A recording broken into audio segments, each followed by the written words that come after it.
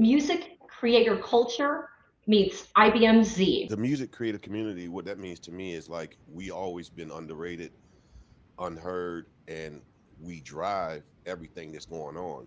Being a creator, sometimes you're not a voice. Our creation is the voice. People who put the hard work in and really put the ideas, building that creation don't really get the necessary credit that's due. And I called Gary, I said, we need to form a company, a tech company, Beatclub, the place where you give back.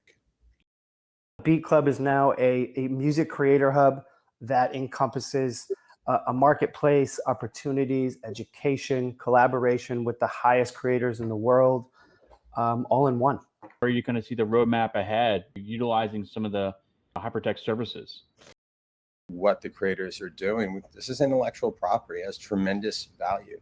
Looking at hyperprotect and smart contracts within, with obviously with the blockchain, and how do we protect the assets in a way while maintaining the privacy between the creators as to how they're working together, but then also the ability to maintain that attribution and the rights. So if I'm not mistaken, are we the first music platform that's been a part of the Accelerator program? Yeah.